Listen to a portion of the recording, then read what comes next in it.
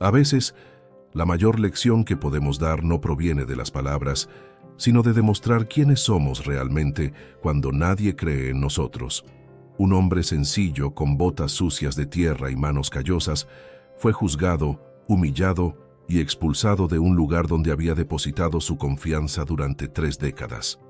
Lo que esas personas no sabían era que detrás de aquella apariencia humilde existía una historia de trabajo, dignidad y un patrimonio que haría que cualquiera se tragara sus palabras crueles. Antes de comenzar este emocionante viaje, no olvides suscribirte al canal para recibir nuevos videos todos los días. Déjanos en los comentarios de qué ciudad nos estás viendo. Me encantará saber hasta dónde está llegando esta historia y aprovecha para dejar tu like que nos ayuda a seguir trayendo historias que tocan el corazón.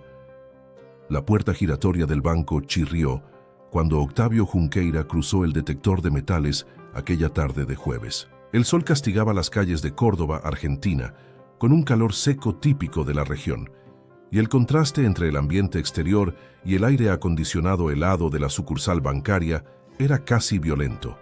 Venía directamente de la hacienda, sin tiempo para cambiarse de ropa, porque necesitaba resolver aquello con urgencia.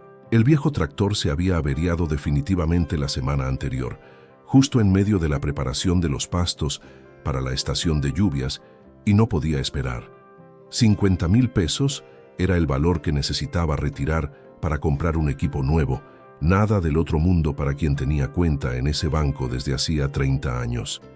Las botas embarradas dejaban pequeñas marcas en el reluciente piso mientras caminaba hasta el mostrador. Su sombrero de paja, gastado por el tiempo y el sol, estaba firmemente sujeto en sus manos temblorosas. Los pantalones vaqueros tenían manchas de tierra roja característica de las haciendas de la región, y su camisa a cuadros estaba arrugada. Sabía que su apariencia no era la más adecuada para aquel ambiente, pero siempre había sido así. Silvana, su difunta esposa, solía decir que él nunca necesitaba vestirse diferente para probar su valía. Un hombre honesto no necesita traje, decía ella con aquella sonrisa que él todavía extrañaba todos los días. El movimiento en la sucursal era intenso. Empleados atendían a clientes apresurados, todos bien vestidos, todos con carpetas ejecutivas, todos pareciendo pertenecer a aquel ambiente de cristales espejados y sillas tapizadas. Octavio esperó en la fila, paciente como siempre, observando el ir y venir de personas que apenas se miraban. Cuando llegó su turno, se dirigió a la caja y explicó que necesitaba retirar 50,000 pesos para una compra urgente. La empleada, una joven de mirada amable, verificó el sistema y frunció el ceño. «Disculpe, señor, pero para ese valor necesito llamar al gerente», dijo ella con educación. Octavio asintió que no había problema y esperó al lado del mostrador. Fue entonces cuando apareció Ricardo Farias, un hombre con un impecable traje italiano, un reluciente reloj suizo en la muñeca y un anillo de oro que parecía pesar tanto como su arrogancia. Tenía alrededor de 40 años, el cabello engominado hacia atrás y aquel aire de superioridad que algunas personas usan como armadura contra el mundo. «¿Qué olor es este?», preguntó Ricardo en voz alta, tapándose la nariz con la mano en un gesto teatral que llamó la atención de al menos 5 clientes. «Amigo, se equivocó de banco. Aquí no es una cooperativa agrícola». Risas discretas resonaron en el ambiente. Una mujer de tacones altos y bolso de diseñador se apartó 2 pasos, disimulando el asco. Un señor de traje gris miró de reojo y movió la cabeza en señal de desaprobación silenciosa. Octavio sintió que el rostro le ardía, pero mantuvo la calma. «Le pido disculpas por la apariencia, señor Ricardo. Vengo directamente de la hacienda, no tuve tiempo de cambiarme. Pero necesito retirar este dinero hoy, es urgente». Mostró la tarjeta del banco y esperó que el gerente verificara en el sistema. Pero Ricardo no estaba interesado en verificar nada. Miró a sus colegas cercanos. Una sonrisa maliciosa se formaba en sus labios.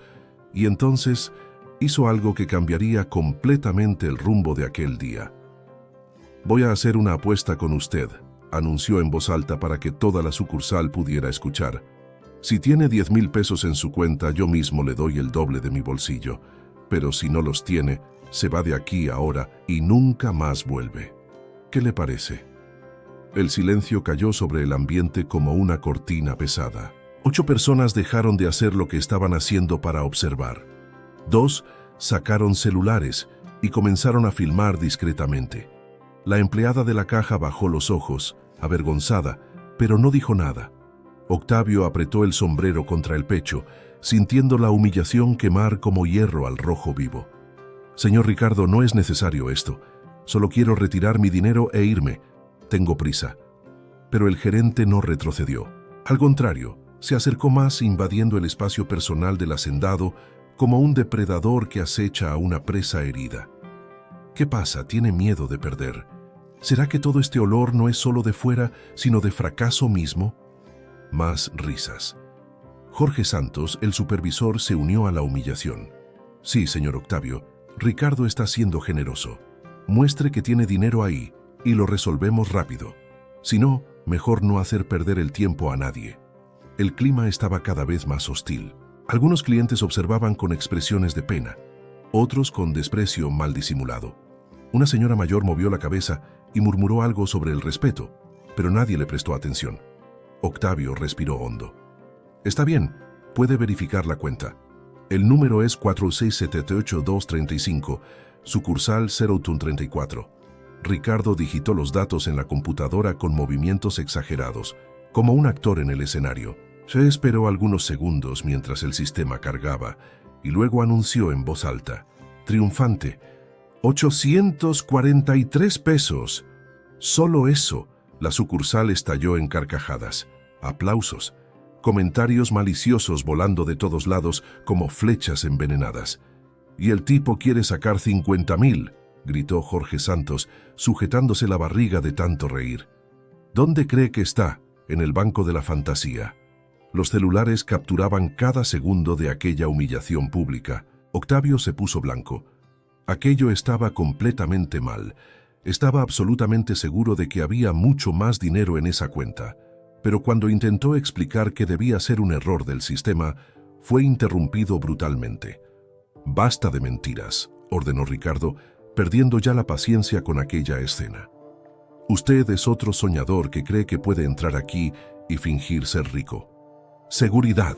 2 hombres uniformados aparecieron rápidamente. Tomaron a Octavio por los brazos y comenzaron a conducirlo hacia la puerta. El hacendado intentó protestar, explicar que había un error, pero nadie quiso escuchar. Sus pies se arrastraban por el suelo pulido mientras era prácticamente arrastrado hacia afuera. En la acera, uno de los guardias de seguridad le arrancó el sombrero de paja de las manos y lo arrojó a la alcantarilla. «Recoja sus cosas y no vuelva», dijo con desprecio. La puerta de cristal se cerró detrás de él con un sonido definitivo.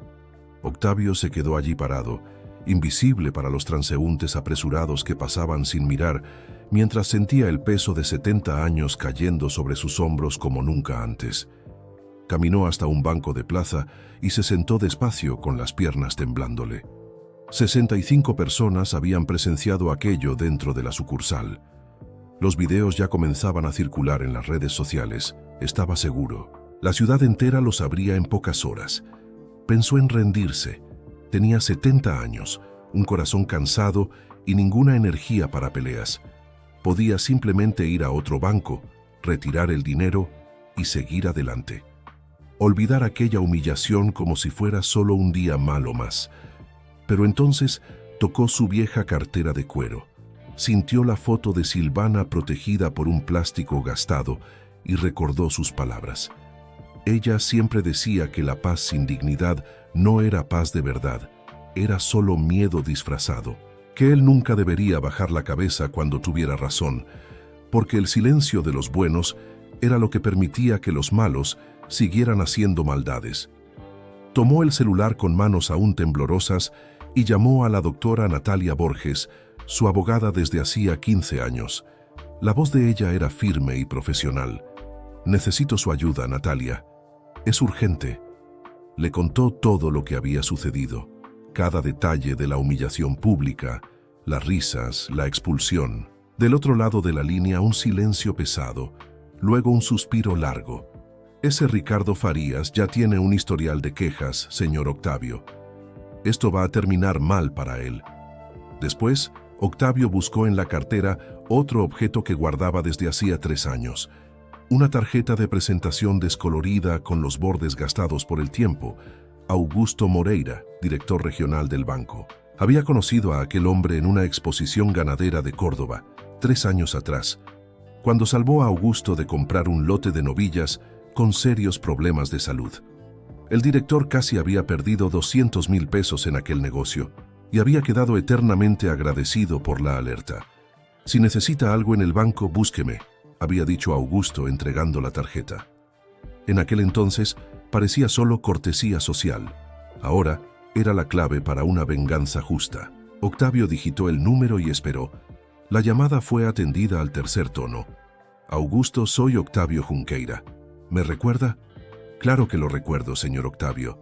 ¿Cómo está? ¿Qué puedo hacer por usted?» Octavio le contó todo. La humillación, las mentiras, la expulsión violenta. Del otro lado, un silencio pesado, luego una maldición en voz baja. «Ese idiota. Ya he recibido 3 quejas formales de él este año. Lo voy a despedir ahora mismo». Pero Octavio pidió algo diferente. «No quiero solo su despido, Augusto. Quiero una reunión con todos los gerentes de la sucursal. Quiero confrontarlo públicamente, de la misma forma que él me confrontó». Augusto dudó. «Esto es irregular, señor Octavio. Entiendo perfectamente, pero voy a convocar a todos para un entrenamiento obligatorio mañana a las 10 de la mañana. Él no va a sospechar de nada». Octavio agradeció y colgó. 20 minutos después, la doctora Natalia llegó en un coche negro, trayendo 2 gruesas carpetas de documentos. Conseguí todo lo que pidió. Extractos completos de los últimos 5 años, declaraciones de impuestos, escrituras de las propiedades. Ella abrió la primera página y señaló los números impresos. Cuenta corriente, sucursal 0.34, número 4.835. Saldo disponible de 8.420.347 pesos. Octavio sostuvo el papel con manos que ya no temblaban. Ver esos números impresos era diferente a simplemente saber que existían. 8 millones en la cuenta corriente, repitió bajito, como quien necesita escuchar su propia voz para creer. «Y hay más», continuó Natalia volteando otras páginas. «CDBs por valor de 4 millones de pesos. Fondos de renta fija, 3 millones. Títulos del Tesoro Directo, 5 millones. Total, en inversiones financieras, 12 millones de pesos. Sumando con la cuenta corriente, 20.420.000 pesos en patrimonio neto dentro de este banco». Hizo una pausa dramática. «Esto sin contar las tierras. Si vende las 3 haciendas, pasa fácilmente de 40 millones. Octavio se recostó en el banco de la plaza, procesando aquella información. 50 años de trabajo duro, de economía rigurosa, de inversiones estratégicas hechas con la ayuda de Silvana. Todo sin ostentación, sin alardes, sin nada que llamara la atención. Nunca quiso probar nada a nadie. Solo vivió su vida con dignidad, guardando el fruto de su propio sudor. Pero había un problema. Ricardo había descubierto lo de la reunión obligatoria y estaba intentando faltar alegando intoxicación alimentaria. Natalia tuvo una idea brillante. «Voy a llamar al banco fingiendo ser una cliente interesada en una gran inversión, pidiendo hablar específicamente con el gerente Ricardo Farías. Marco una reunión para el mediodía, después del entrenamiento. Así no faltará». Funcionó perfectamente. Ricardo confirmó su presencia para la reunión con la supuesta cliente millonaria, pensando que cerraría un gran negocio que compensaría cualquier entrenamiento aburrido. Aquella noche, Octavio apenas pudo dormir. A las 6 de la mañana ya estaba despierto, tomando café en la cocina de la hacienda, mirando por la ventana los pastos que él y Silvana habían construido juntos a lo largo de décadas. Se vistió con pantalones vaqueros limpios, camisa a cuadros planchada y las mismas botas de trabajo. No iba a cambiar quién era, ni ahora, ni nunca. Con Natalia, ensayó cada pregunta posible, cada objeción que Ricardo podría hacer, cada intento de desacreditar su historia. Memorizó los números principales, se preparó mentalmente para el enfrentamiento. Pero cuando llegó la mañana siguiente, una nueva sorpresa. Ricardo no apareció en el banco. Había llamado a las 9 de la mañana diciendo tener fiebre alta y vómitos, imposibilitado de asistir. Octavio no dudó un segundo. Consiguió la dirección del gerente con Augusto y fue hasta la urbanización de lujo donde Ricardo vivía, en un barrio residencial acomodado alejado del centro. En el interfono se anunció con voz calmada pero firme: «Vengo a buscar el doble que me prometió ayer». Silencio pesado del otro lado. Después, renuente, el portón se abrió. En el apartamento de 300 metros cuadrados, todo decorado con muebles importados y obras de arte caras, Ricardo apareció en bata de seda y con cara de quien había dormido muy bien. «Salga de aquí antes de que llame a la policía», amenazó intentando parecer intimidante. Pero Octavio no retrocedió un centímetro. «Puede llamar. Tendrá que explicarles a ellos y al director regional por qué faltó a una reunión importante fingiendo estar enfermo. Por cierto, Augusto Moreira ya sabe que está mintiendo». El rostro de Ricardo palideció instantáneamente. 15 minutos después estaba en el banco, con traje gris y corbata azul, sudando frío. La sala de reuniones tenía paredes de cristal transparente que permitían ver todo el movimiento de la sucursal afuera. 8 gerentes estaban sentados alrededor de la mesa oval de caoba, cada uno con su credencial identificadora colgada al cuello, expresiones de aburrimiento mal disimulado en los rostros. Augusto Moreira ocupaba la cabecera, con postura erguida y semblante serio. Cuando Ricardo entró sudando y visiblemente nervioso, algunos colegas intercambiaron miradas curiosas. La reunión comenzó normalmente, con Augusto hablando sobre nuevas políticas de atención al cliente, la importancia del respeto, protocolos de seguridad. Ricardo se fue calmando poco a poco, pensando que quizás el viejo hacendado se había rendido de aparecer, que todo aquello no pasaría de un farol. Pero entonces Augusto cambió completamente el tono de voz. «Antes de continuar, necesito abordar un incidente grave que ocurrió ayer en esta sucursal. Ricardo, ¿puede explicar lo que pasó con el cliente Octavio Junqueira?». El gerente tragó saliva, sintiendo todas las miradas volverse hacia él. Se enderezó en la silla, se ajustó la corbata y respondió con la confianza de quien había ensayado aquella versión toda la noche. «Señor director, fue un gran malentendido. Atendí a un cliente en condiciones inadecuadas para el ambiente bancario. Ropas extremadamente sucias, olor fuerte que incomodaba a otros clientes. Hubo quejas. Seguí el protocolo de seguridad. Solicité documentación completa para un movimiento financiero sospechoso. El cliente no tenía los documentos necesarios y se puso agresivo cuando fue cuestionado. Necesité solicitar ayuda de la seguridad para evitar trastornos mayores». 2 gerentes asintieron de acuerdo. Jorge Santos, el supervisor que había participado en la humillación, levantó la mano. «Es verdad, director.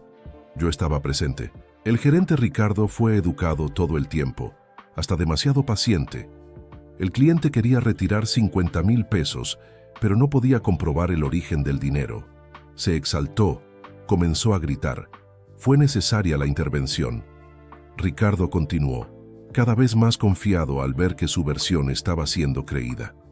«Este señor está intentando demandar al banco por haber sido tratado conforme al protocolo de seguridad.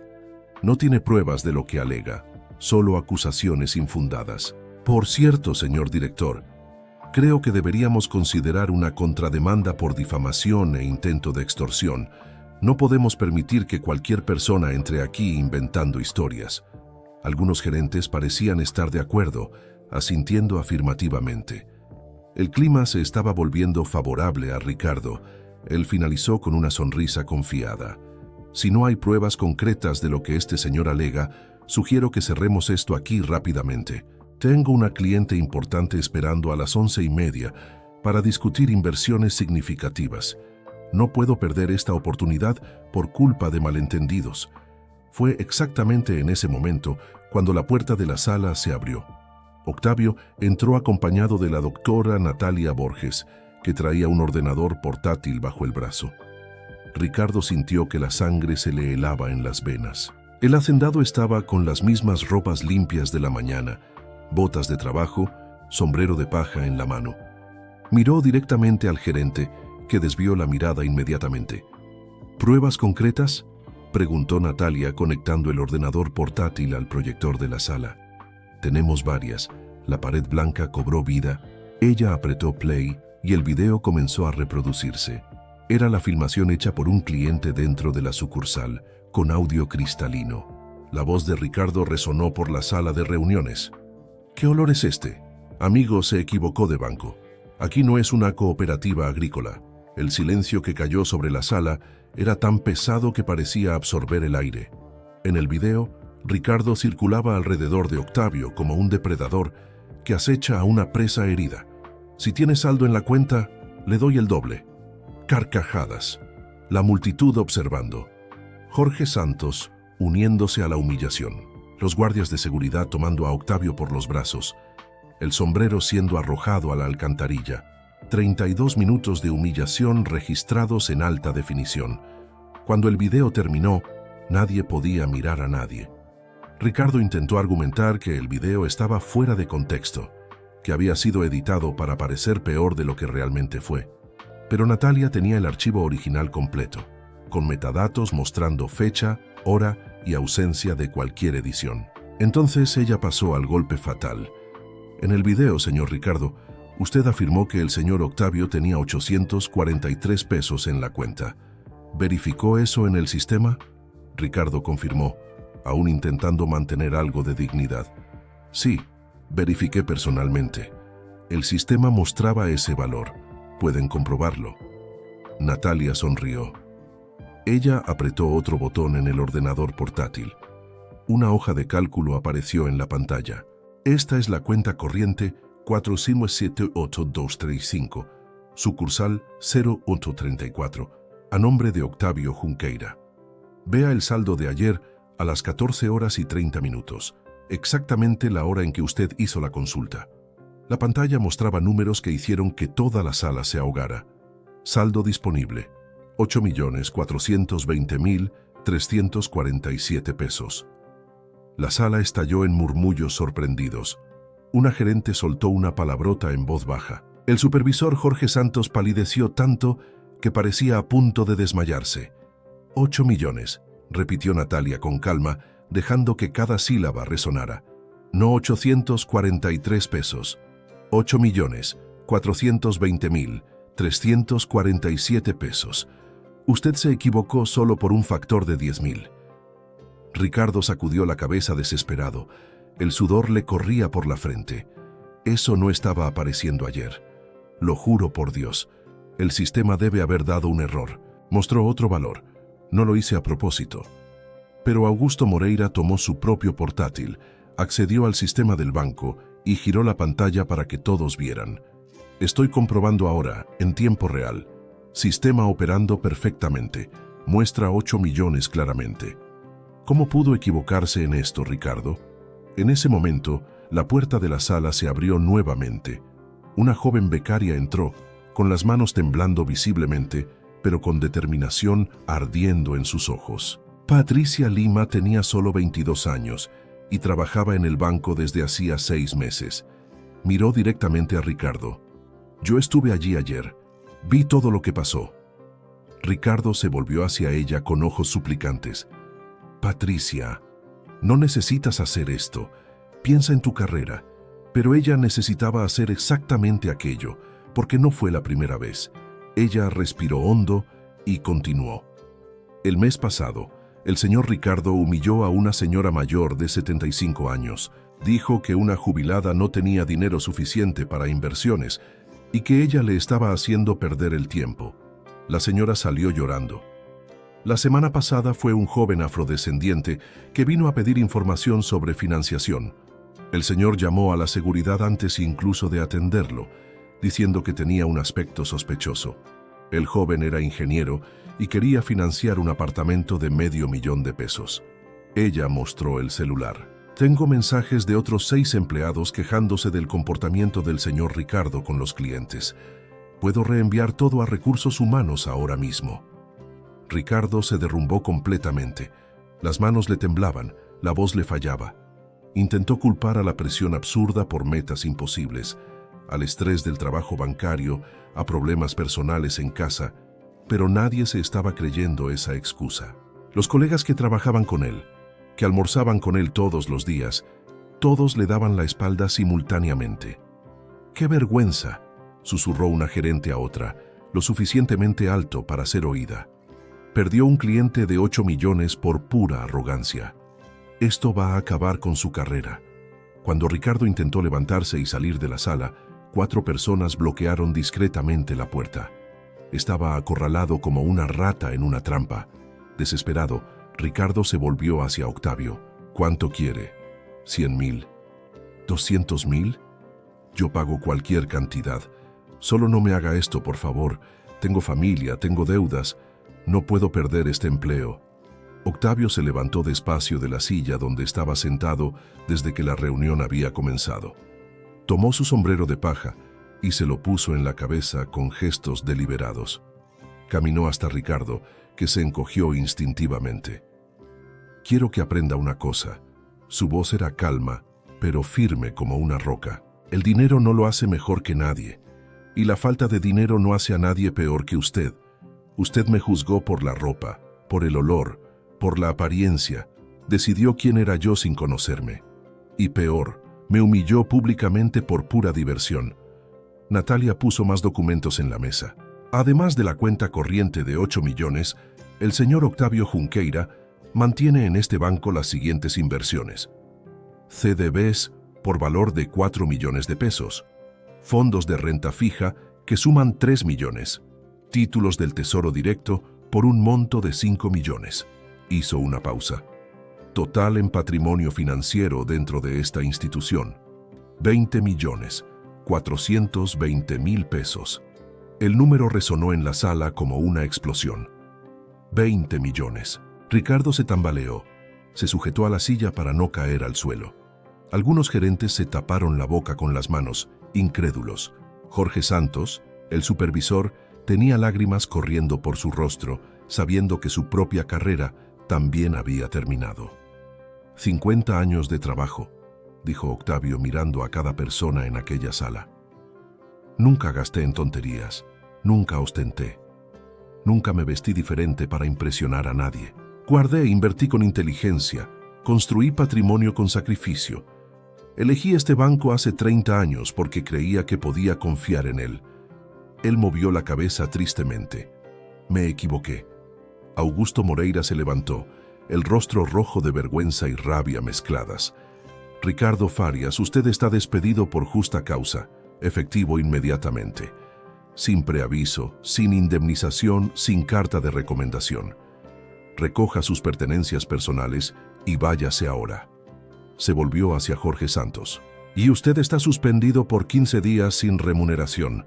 Vuelva solo si consigue probar que merece una segunda oportunidad. Ricardo cayó de rodillas en el suelo de mármol. Las lágrimas le corrían sin control. Por favor, señor director, necesito este empleo. Tengo un apartamento financiado, un coche, 2 hijos pequeños, escuela privada. ¿Cómo voy a pagar todo?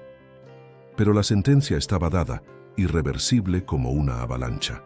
2 guardias de seguridad, los mismos que habían expulsado a Octavio el día anterior, entraron en la sala.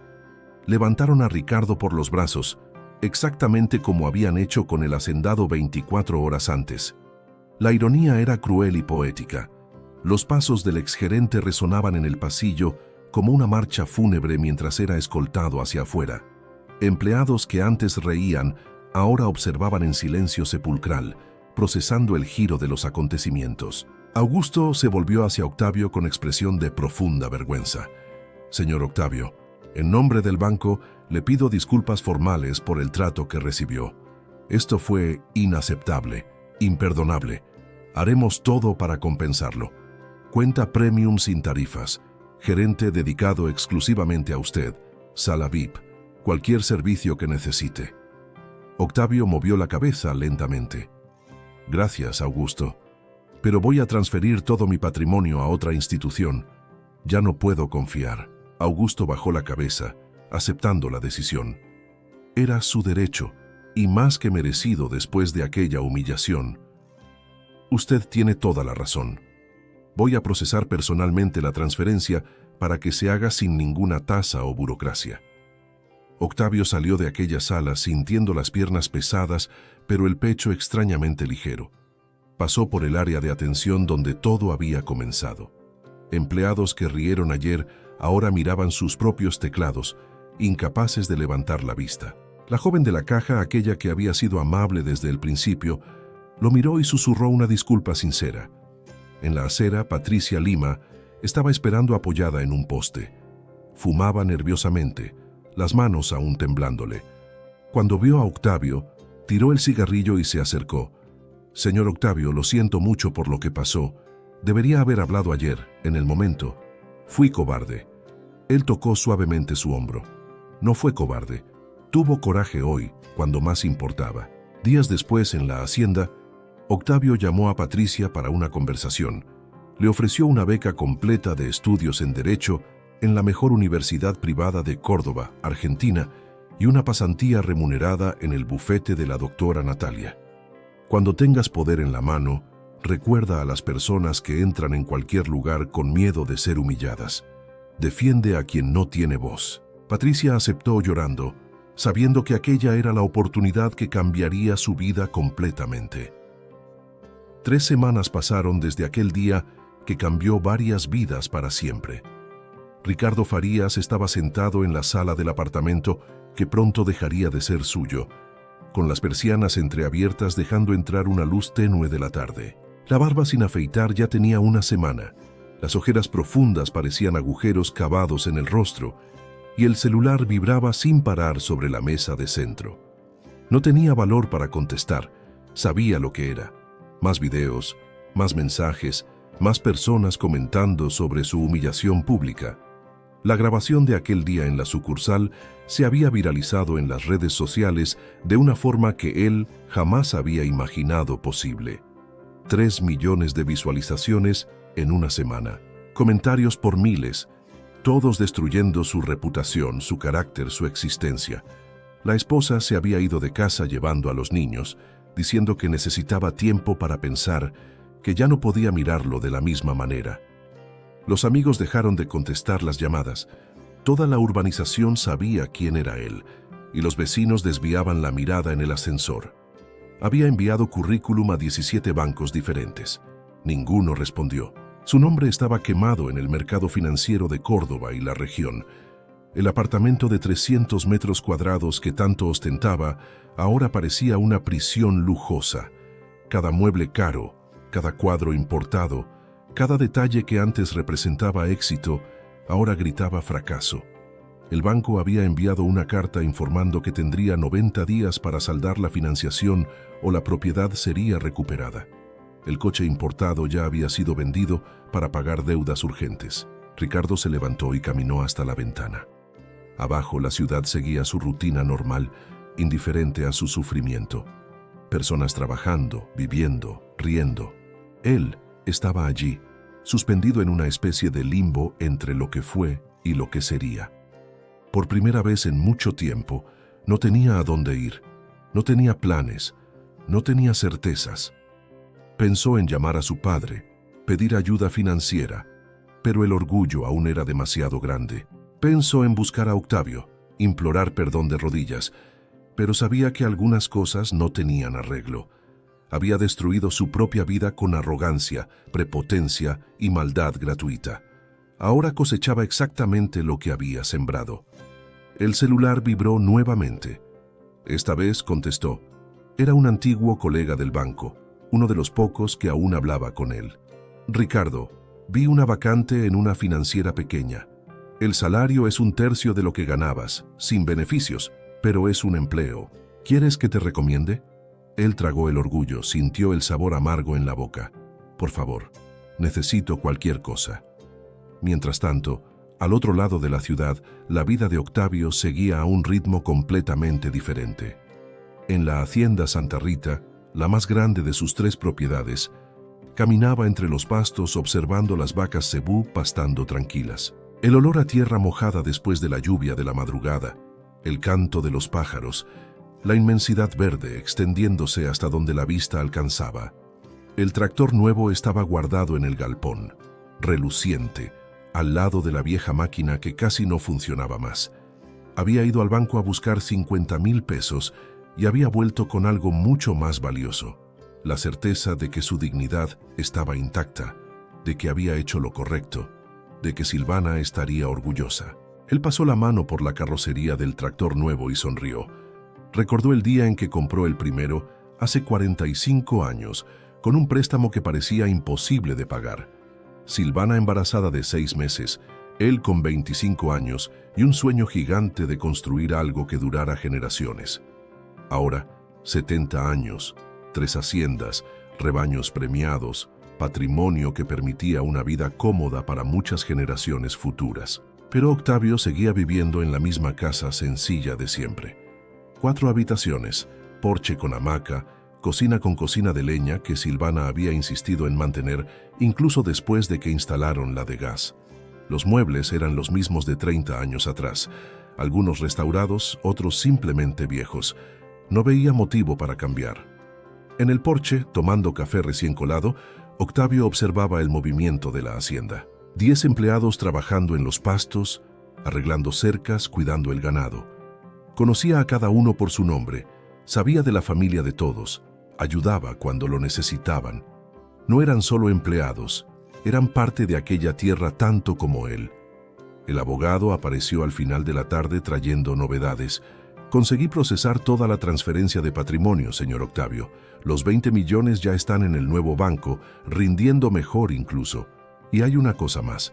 La grabación del incidente se viralizó tanto que la prensa local quiere hacer un reportaje con usted. Octavio movió la cabeza. No quiero hablar con la prensa, Natalia. No hice esto por fama. Pero la abogada insistió. No es por fama. Es para mostrar a otras personas que pasan por humillaciones similares, que pueden defenderse, que tienen derechos. Octavio pensó durante un largo minuto, tomando sorbos del café ya frío.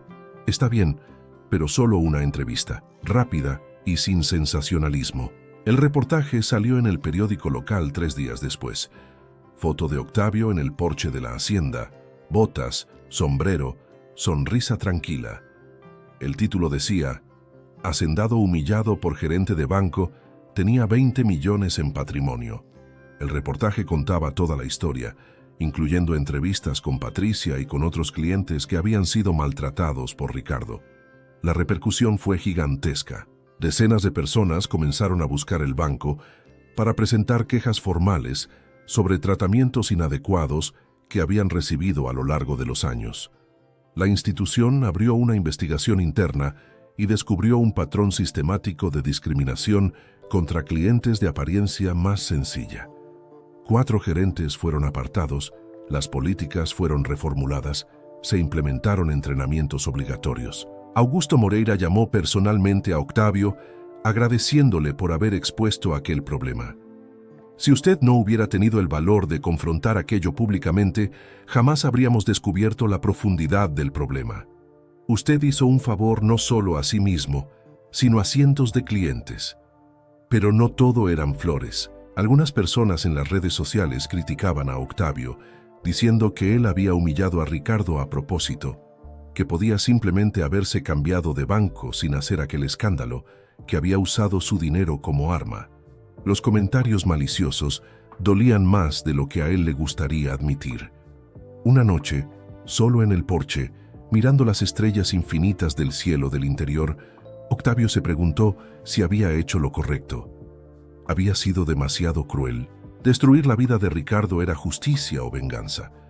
La línea entre las dos cosas a veces parecía tan fina que era imposible distinguir. Pero entonces recordó las palabras de Silvana, dichas años atrás cuando él había dudado en denunciar a un proveedor que vendía pienso adulterado. Hacer lo correcto no siempre es hacerlo fácil. A veces necesitamos ser duros para que otros aprendan que hay consecuencias para la maldad. Octavio durmió aquella noche un poco más tranquilo. En las semanas siguientes las cartas comenzaron a llegar. Decenas de ellas, personas contando historias similares, agradeciéndole por haber tenido valor, diciendo que se sintieron representadas. Una señora de 80 años escribió sobre haber sido expulsada de una tienda de ropa porque la vendedora pensó que no tenía dinero para comprar nada. Un joven afrodescendiente relató ser seguido por guardias de seguridad en un supermercado cada vez que entraba. Octavio leía cada carta con atención, respondiendo personalmente cuando era posible. Descubrió que su historia había tocado una herida social profunda, expuesto un tipo de prejuicio silencioso pero devastador que ocurría todos los días en todas partes. Personas siendo juzgadas por la apariencia, por el color de la piel, por la ropa, por el acento, por 1000 pequeños detalles superficiales. Y se dio cuenta de que quizás aquella humillación pública que había sufrido no había sido solo sobre él. Había sido sobre todas aquellas personas invisibles, irrespetadas, menospreciadas. Su venganza no había sido solo personal, había sido colectiva, y eso le daba un significado completamente nuevo a todo lo que había sucedido.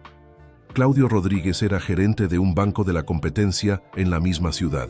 Tenía 28 años, era licenciado en administración y siempre había tratado su profesión con seriedad. Cuando vio los videos de Ricardo humillando a Octavio, sintió vergüenza de su propia clase profesional. Decidió hacer algo diferente. Imprimió el reportaje del periódico sobre Octavio y lo pegó en la pared de su oficina, donde todos los empleados pudieran verlo. Debajo escribió: "Nunca juzgue a un cliente por la apariencia". Comenzó a hacer reuniones semanales con el equipo, discutiendo casos de discriminación, creando protocolos de atención respetuosa, entrenando a todos para tratar a cada persona que entrara por la puerta como alguien valioso. 3 meses después de aquel fatídico jueves, Octavio necesitó abrir una cuenta en otro banco para facilitar algunas transacciones comerciales. Entró en la sucursal donde Claudio trabajaba, con las mismas botas de siempre, el mismo sombrero, la misma ropa sencilla. Algunos clientes miraron de reojo, pero ningún empleado demostró ningún tipo de prejuicio. Claudio reconoció a Octavio inmediatamente. Se levantó de la mesa, caminó hasta él y le extendió la mano con respeto genuino. «Señor Octavio Junqueira, es un honor recibirlo aquí. Por favor, venga conmigo». Condujo al hacendado hasta su oficina, le ofreció café, lo trató con la dignidad que cualquier ser humano merece, independientemente de cuánto dinero tenga o deje de tener en la cuenta. Al final de la atención, Octavio miró el reportaje pegado en la pared y sonrió. «¿Esto es sobre mí?». Claudio asintió afirmativamente. «Usted me enseñó una lección importante, que el respeto no tiene precio, que la dignidad no se negocia, que toda persona que entra aquí merece ser tratada bien, sea rica o pobre, bien vestida o andrajosa». Octavio apretó la mano del joven gerente con fuerza. «Siga así. El mundo necesita más personas como usted». Salió de aquel banco sintiendo que quizás, solo quizás, algo bueno estaban haciendo de aquella terrible experiencia, que su dolor no había sido en vano, que quizás había plantado semillas de cambio en lugares que ni imaginaba. El otoño llegó trayendo mañanas más frescas y tardes doradas sobre los pastos de Córdoba, Argentina. Octavio había cumplido 71 años el mes anterior, celebrando solo con un pastel sencillo que la cocinera de la hacienda había insistido en hacer. No hubo fiestas, no hubo grandes celebraciones. Solo él, la foto de Silvana en la mesita de noche y recuerdos de una vida entera construida con trabajo honesto. Patricia Lima estaba en el 3er semestre de Derecho. Las clases eran exigentes, pero ella estudiaba con una dedicación feroz de quien sabe que está viviendo una oportunidad única. Los fines de semana hacía pasantías en el bufete de Natalia Borges, aprendiendo sobre contratos, procesos, defensa de derechos. La chica tímida que fumaba nerviosa en la puerta del banco se había transformado en una joven determinada, con un futuro brillante por delante. Ella visitaba a Octavio una vez al mes para rendir cuentas del uso de la beca de estudios, aunque él insistiera en que no era necesario. Siempre llevaba las notas, los certificados de asistencia, los trabajos que recibían alta calificación. «Quiero que vea que su inversión no fue desperdiciada», decía con seriedad. Octavio solo sonreía, orgulloso como si ella fuera su nieta de sangre. Pero mientras algunas vidas florecían, otras languidecían en silencio. Ricardo Farias había conseguido empleo en la pequeña financiera que su amigo le había indicado. El salario era humillante comparado con lo que ganaba antes. 2.500 pesos contra los 17.000 que recibía en el banco. Sin vale de comida, sin plan de salud, sin ninguno de los beneficios que consideraba derechos garantizados. Trabajaba en un cubículo estrecho en un edificio comercial de segunda categoría, atendiendo a clientes desesperados que buscaban préstamos con intereses abusivos. Personas que no conseguían crédito en bancos tradicionales, que estaban con el historial crediticio manchado, que necesitaban dinero para emergencias. Irónicamente, eran exactamente el tipo de persona que él solía despreciar. Al principio, los trataba a todos con el mismo desdén de siempre, pero el gerente de la financiera lo llamó a su oficina después de 2 semanas. «Mire, Ricardo, sé su historia, sé lo que hizo. Le di esta oportunidad porque todo el mundo merece empezar de nuevo, pero si lo veo tratando mal a cualquier cliente, estará fuera el mismo día». ¿Entendió? Fue un choque de realidad brutal. Por primera vez en su vida, Ricardo era el empleado reemplazable, el que podía ser despedido sin piedad ni remordimiento, el que no tenía poder alguno. Y forzado a tratar bien a personas que antes despreciaría, comenzó a escuchar historias. La señora de 60 años que necesitaba un préstamo para la cirugía de su marido. El joven padre de familia buscando dinero para continuar el tratamiento de su hijo con cáncer. El desempleado intentando una última alternativa antes de perder su casa. Cada historia era una bofetada en la conciencia que Ricardo había estado suprimiendo durante años. Se dio cuenta, lenta y dolorosamente, de que había pasado décadas juzgando a las personas sin conocer sus batallas, sus dolores, sus circunstancias, que él, desde lo alto de su pedestal de arrogancia, nunca había visto realmente a los seres humanos frente a él. Una tarde, atendiendo a una mujer que lloraba desesperada porque su préstamo no había sido aprobado, Ricardo sintió que algo se rompía dentro de su pecho. Era un dolor físico, real, como si algo estuviera siendo arrancado de dentro de él. «Lo siento», dijo en voz baja. «Lo siento mucho. Voy a ver qué puedo hacer». Terminó liberando el préstamo usando su propia puntuación de empleado como garantía. Esta pequeña bondad no borraba años de maldad, no compensaba a decenas de personas humilladas, ofendidas, heridas. Pero era un comienzo, un primer paso minúsculo en una gigantesca jornada de redención que quizás nunca terminaría. Ricardo comenzó a entender que la vida le había dado exactamente la lección que necesitaba, de la forma más dolorosa posible. Mientras tanto, Octavio recibía una llamada inesperada. Era de una productora de televisión de Buenos Aires. Querían hacer un documental sobre su historia, sobre discriminación basada en la apariencia, sobre prejuicio de clase. «Usted se ha convertido en un símbolo de resistencia», dijo la productora animada. «Su historia representa a millones de argentinos que son juzgados injustamente todos los días». Octavio dudó. «No me gustan los focos, señorita. Soy un hombre sencillo, del campo». Pero ella insistió. «Precisamente por eso su historia tiene tanto poder. Usted no cambió quién es para encajar. Siguió siendo auténtico. Eso inspira a las personas». Después de mucho pensar, conversando con Natalia y con Patricia, él aceptó hacer el documental. Las filmaciones duraron 3 semanas. El equipo fue hasta la hacienda. Registró su rutina. Entrevistó a empleados, vecinos, personas que conocían a Octavio desde hacía décadas. Todos contaron la misma historia. Hombre trabajador, honesto, justo, que nunca se creyó mejor que nadie a pesar de la fortuna que había acumulado. Entrevistaron también a algunas de las personas que enviaron cartas. La señora que había sido expulsada de la tienda de ropa. El joven seguido por guardias de seguridad. Un hombre en silla de ruedas que relató ser ignorado en sucursales bancarias porque los empleados asumían que él no tenía capacidad para gestionar sus propias finanzas. Cada testimonio era un puñetazo en el estómago, una revelación de la crueldad invisible que permea la sociedad. Intentaron entrevistar a Ricardo, pero él se negó. No tenía el valor de aparecer en la televisión, de revivir aquella humillación públicamente. La productora respetó la decisión, pero consiguió entrevistar a Jorge Santos, el supervisor que también había sido castigado. Él lloró frente a las cámaras. Yo era cómplice, veía aquello sucediendo y no hacía nada. A veces hasta me reía. Me avergüenzo de quién era. El documental fue lanzado 6 meses después del incidente original. Se llamaba El peso de la apariencia.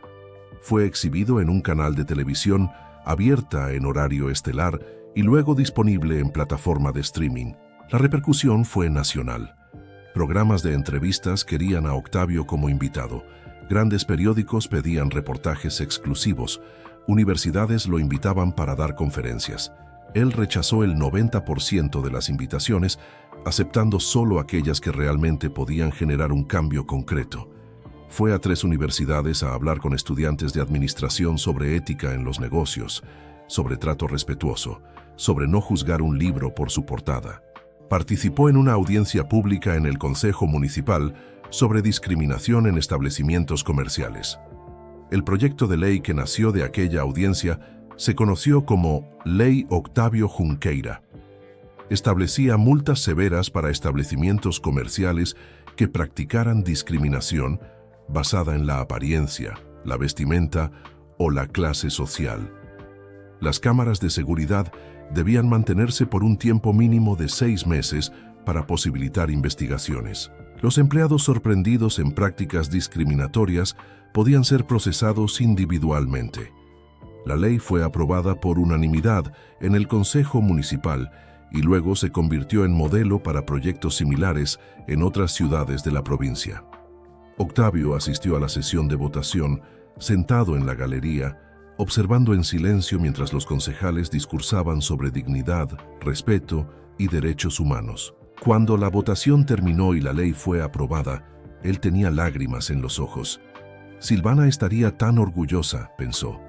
Ella siempre había creído que una persona sola podía marcar la diferencia en el mundo, que no era necesario ser político, ser famoso, ser poderoso. Bastaba con tener el valor de hacer lo correcto en el momento adecuado. Y Octavio, sin querer, sin planearlo, había hecho exactamente eso. Pero no todo era reconocimiento y gloria. Algunas personas comenzaron a buscarlo pidiéndole dinero. Parientes lejanos que nunca habían dado noticias aparecieron con historias de dificultades financieras. Gente que apenas conocía tocaba el timbre de la hacienda con proyectos mirabolantes, pidiendo inversiones. La fama tenía su precio. Octavio aprendió a decir que no.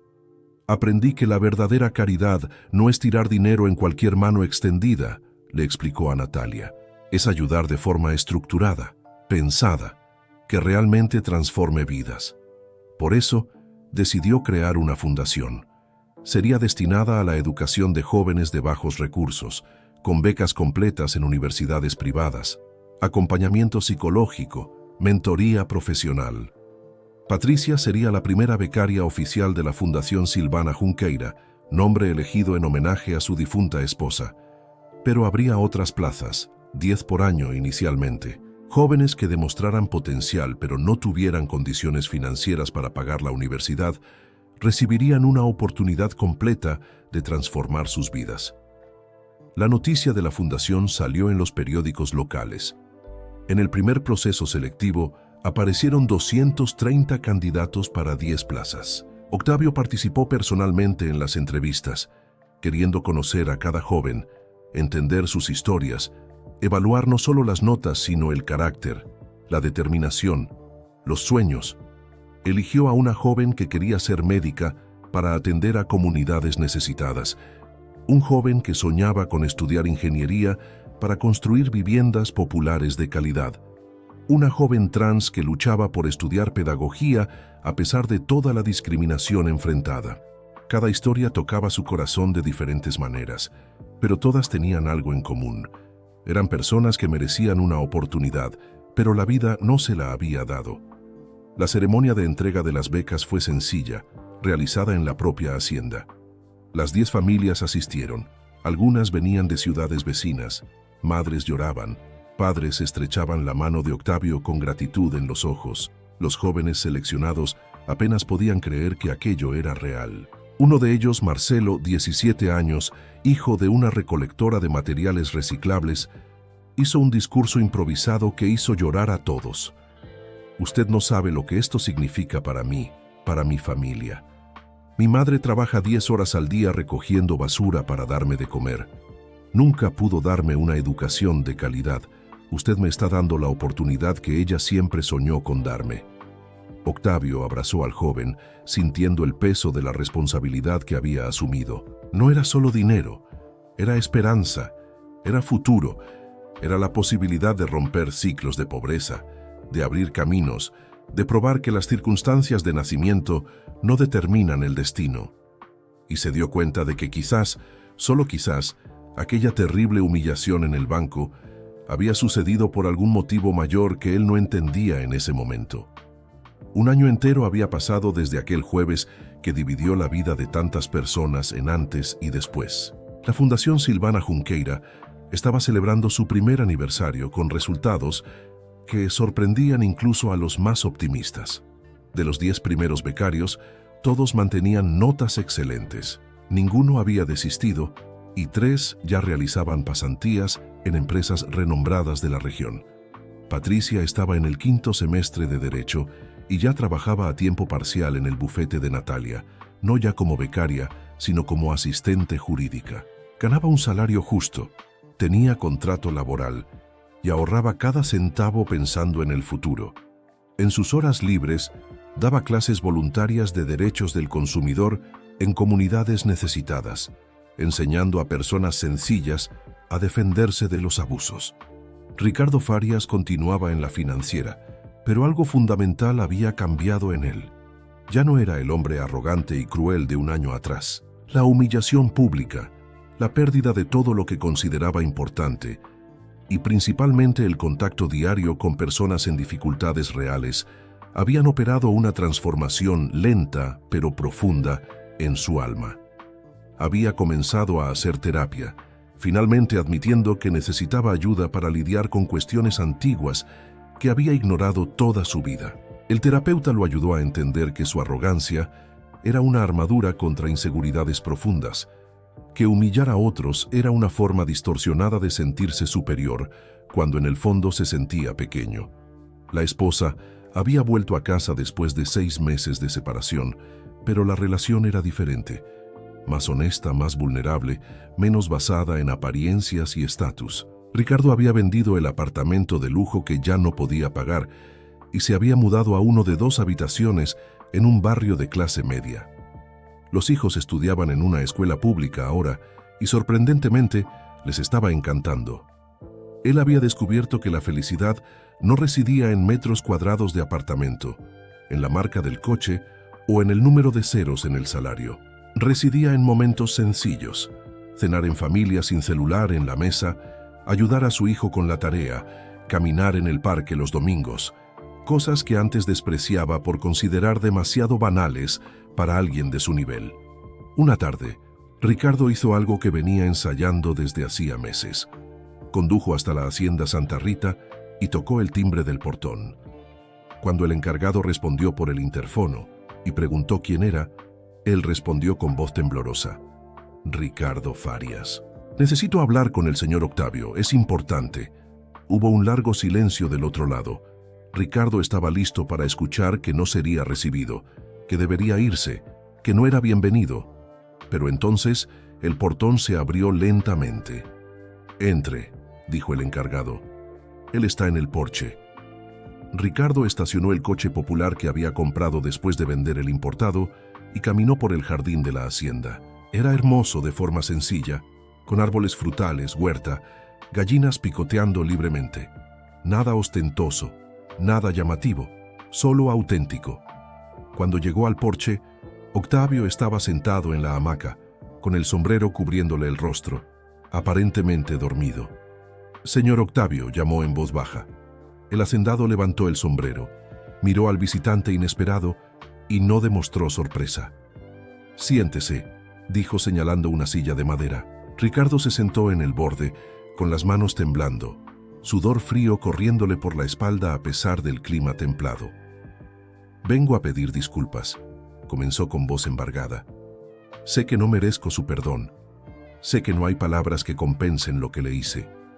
Pero necesitaba mirarle a los ojos y decirle que me arrepiento profundamente, que me avergüenzo de quién era, que si pudiera volver el tiempo atrás y cambiar todo, lo cambiaría. Octavio se balanceó despacio en la hamaca, observando a aquel hombre que había destruido su propia vida con maldad gratuita. Podía ver que estaba diferente, más delgado, cabello gris que antes escondía con tinte, ropas sencillas, postura encorvada de quien carga un peso invisible. ¿Está pidiendo perdón para sí mismo o para mí?, preguntó con calma. Ricardo pensó durante un largo momento. Creo que para mí mismo, admitió honestamente. Llevo culpa todos los días. Veo su rostro siempre que cierro los ojos. Escucho sus palabras.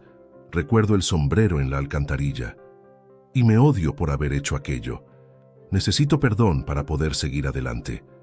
Octavio se levantó de la hamaca y caminó hasta el borde del porche. Se quedó mirando los pastos que se extendían hasta el horizonte, las vacas pastando tranquilas, el cielo azul infinito.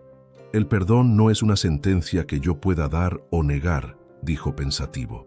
Es un trabajo que usted hace dentro de sí mismo. Yo ya lo perdoné hace tiempo, Ricardo, no por usted merecerlo, sino porque guardar rencor me hace más daño a mí que a usted. Ricardo comenzó a llorar silenciosamente. Las lágrimas le corrían sin control, años de dolor y arrepentimiento saliendo de una vez. Octavio lo dejó llorar, respetando aquel momento de catarsis. Cuando el llanto disminuyó, él continuó. Pero perdonar no significa olvidar, no significa que usted no hizo daño. Significa simplemente que elijo no dejar que aquello controle mi vida. ¿Cómo puede ser tan generoso con quien fue tan cruel?, preguntó Ricardo limpiándose los ojos. Octavio sonrió tristemente. Porque mi esposa me enseñó que todo el mundo tiene batallas que no vemos, que las personas hieren a otras cuando están heridas por dentro, que la bondad no es debilidad, es la fuerza más difícil de tener, y porque yo elijo no volverme amargado como usted era. Ricardo se quedó en silencio absorbiendo aquellas palabras. Después preguntó, ¿qué puedo hacer para compensar? Octavio pensó por un momento. Viva diferente. Trate bien a las personas que encuentre en el camino. Enseñe a sus hijos a no ser como usted fue. Y si un día vuelve a tener poder, recuerde lo que es estar sin poder alguno. Conversaron por 1 hora más. Ricardo contó sobre la terapia, sobre los cambios, sobre cómo trabajar en la financiera atendiendo a personas desesperadas había cambiado su perspectiva de vida. Octavio escuchó con paciencia, haciendo preguntas, ofreciendo café y galletas caseras que la cocinera trajo.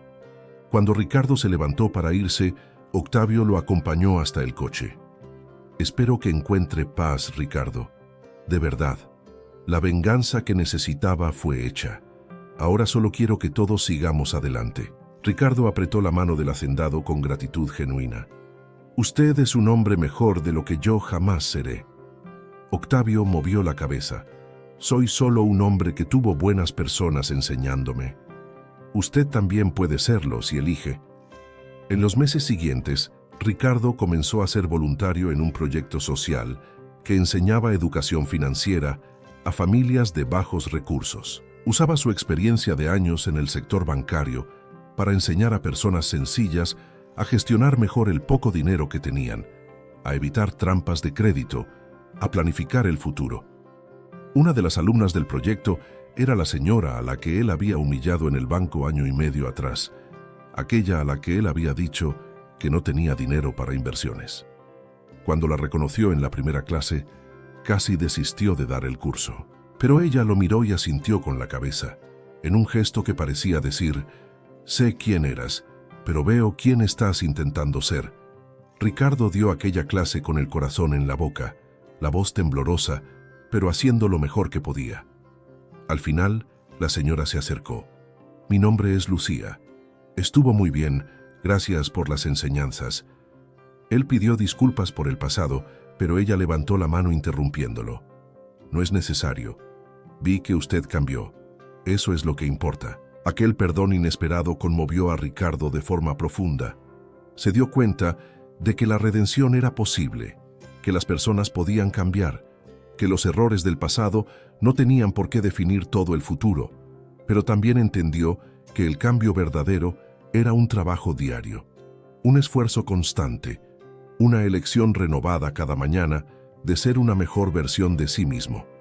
Mientras tanto, la Fundación Silvana Junqueira crecía. Octavio había conseguido una asociación con 3 universidades privadas que ofrecieron becas parciales para complementar la ayuda de la fundación. Ahora podían atender a 20 jóvenes por año en lugar de 10. Empresas locales comenzaron a ofrecer pasantías prioritarias para becarios de la fundación. Patricia asumió el papel de coordinadora estudiantil, ayudando a los nuevos becarios a adaptarse, ofreciendo mentoría, organizando grupos de estudio. Ella misma era la prueba viviente de que aquel proyecto funcionaba, de que invertir en educación transformaba vidas de verdad. Uno de los nuevos becarios era hijo de una de las empleadas de la hacienda de Octavio. El chico tenía notas brillantes, pero su familia no tenía condiciones para pagar la universidad. Cuando Octavio le ofreció la beca, la madre lloró tanto que estuvo 3 días en cama. «Mi hijo va a ser el primero de la familia en tener un diploma universitario», repetía en éxtasis. La historia del hacendado y el gerente arrogante seguía circulando, cobrando vida propia. Se convirtió en un estudio de caso en facultades de administración sobre ética empresarial. Fue tema de redacción en exámenes de ingreso a la universidad sobre discriminación social. Inspiró una campaña publicitaria de un banco de la competencia con el eslogan «Aquí eres bienvenido, no importa tu apariencia». Octavio recibía invitaciones semanales para eventos, conferencias, entrevistas. Rechazaba el 90%, aceptando solo cuando sentía que realmente podía marcar la diferencia. Fue a un congreso nacional sobre derechos del consumidor. Participó en una mesa redonda sobre prejuicio de clase en la Cámara de Diputados. Dio una entrevista para un programa de televisión sobre la tercera edad activa. Pero su lugar favorito seguía siendo el porche de la hacienda. Allí, tomando café de una vieja cafetera esmaltada, observando el sol nacer sobre los pastos, sentía una paz verdadera. No era la paz de quien evita conflictos, sino la paz de quien enfrentó tempestades y salió más fuerte del otro lado. Una mañana, exactamente 1 año y 3 meses después del incidente original, Octavio despertó con un fuerte dolor en el pecho. Intentó levantarse, pero las piernas no le obedecieron. Gritó pidiendo ayuda y la cocinera lo encontró caído al lado de la cama. La ambulancia tardó 30 minutos en llegar de la ciudad a la hacienda, 30 minutos eternos donde él flotaba entre la conciencia y la oscuridad. En el hospital, los médicos diagnosticaron un infarto. No era grave, pero era una advertencia seria de que necesitaba desacelerar, cuidar mejor su salud, aceptar que tenía 71 años y ya no era el joven de 20 que trabajaba 20 horas al día. Octavio pasó 4 días internado, recibiendo visitas de empleados de la hacienda, de Patricia, de Natalia, de los becarios de la fundación. Ricardo se enteró por el periódico y apareció en el hospital trayendo flores. Se quedó fuera de la habitación sin valor para entrar, pero Octavio lo vio por la ventana y mandó llamarlo. «Entre, hombre. No muerdo». Ricardo entró avergonzado, dejó las flores en la mesita y comenzó a salir, pero Octavio le pidió que se quedara. «¿Sabe lo que pensé cuando estaba en el suelo esperando la ambulancia?», preguntó el hacendado. Ricardo movió la cabeza. «Pensé que había vivido bien, que había marcado la diferencia, que cuando muera dejaré el mundo un poquito mejor de lo que lo encontré. Y pensé en usted también. Me alegré al saber que usted está cambiando, que está intentando ser mejor». La recuperación del infarto fue lenta pero completa. Octavio pasó 3 semanas en casa bajo cuidados intensivos, tomando medicamentos, reposando, siguiendo una dieta rigurosa que la nutricionista le había prescrito. Natalia asumió temporalmente la gestión de la fundación. Patricia coordinaba a los becarios y los empleados de la hacienda se encargaban de todo sin que él tuviera que preocuparse. En aquel periodo forzado de descanso, Octavio tuvo tiempo de pensar profundamente sobre la vida, la muerte, el legado. Silvana había partido hacía 5 años, víctima de una enfermedad cruel que la consumió en 6 meses. Él había vivido esos 5 años en modo automático, trabajando, invirtiendo, acumulando, pero sin realmente vivir. El incidente en el banco, por más doloroso que hubiera sido, había despertado algo en él. Se dio cuenta de que tenía 71 años, salud fragilizada, y aún vivía como si tuviera todo el tiempo del mundo. Las 3 haciendas, los 20 millones en inversiones, el patrimonio gigantesco, nada de eso importaría cuando llegara su hora. Lo que importaba era lo que dejaría de huellas en las personas, de cambios concretos en el mundo, de amor esparcido. Decidió hacer cambios radicales. Llamó a Natalia para una conversación seria, tan pronto como los médicos le permitieron visitas largas. «Quiero vender 2 de las 3 haciendas», anunció. «Me quedaré solo con la Santa Rita, que es más que suficiente para mí. El dinero de la venta irá todo para la fundación. Quiero que sea autosostenible incluso después de que yo muera». Natalia intentó argumentar que él no necesitaba hacer aquello ahora, que podía dejarlo en testamento. Pero Octavio fue firme. «Quiero ver la diferencia que ese dinero va a hacer mientras aún estoy vivo. No quiero esperar a morir para ayudar a las personas». Las haciendas fueron vendidas por 42 millones de pesos. Todo el valor fue transferido al fondo patrimonial de la Fundación Silvana Junqueira. Con aquel monto invertido generando rendimientos, la fundación podría ofrecer 100 becas completas por año, indefinidamente. 100 jóvenes teniendo la oportunidad completa de transformar vidas, familias, comunidades. 100 multiplicado por décadas, eran miles de vidas impactadas. La noticia de la donación salió en los periódicos nacionales. «Hacendado dona 40 millones a Fundación Educativa», decían los titulares. Octavio concedió una entrevista colectiva, la última que daría. «Quiero dejar claro que no hice esto para ser elogiado o aparecer en la televisión. Lo hice porque el dinero parado no sirve para nada. La educación transforma y si puedo contribuir a eso, ¿por qué no hacerlo? Algunas personas me llaman héroe. No soy héroe. Soy solo un viejo que entendió que la verdadera riqueza no está en la cuenta bancaria». La repercusión fue inmensa. Otros empresarios de la región comenzaron a hacer donaciones para la fundación.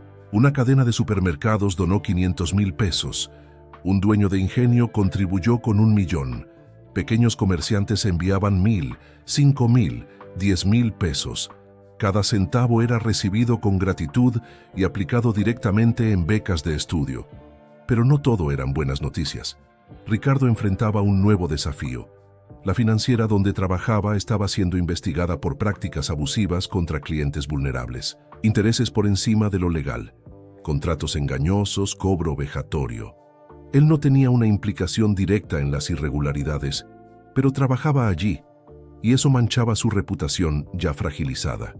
Cuando la financiera fue cerrada por la justicia y todos los empleados despedidos, Ricardo se vio desempleado nuevamente.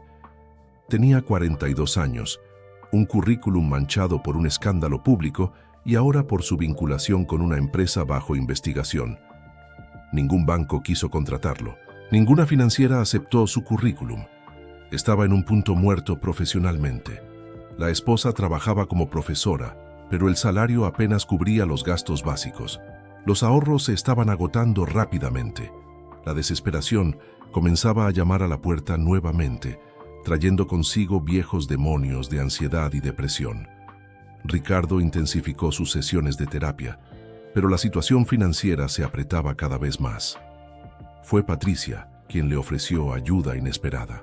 Ella había conseguido un empleo temporal como auxiliar jurídico en un gran bufete de abogados y supo que necesitaban un consultor para el área de derecho bancario. Indicó a Ricardo, aún sabiendo toda la historia, aún corriendo el riesgo de manchar su propia reputación profesional que estaba construyendo.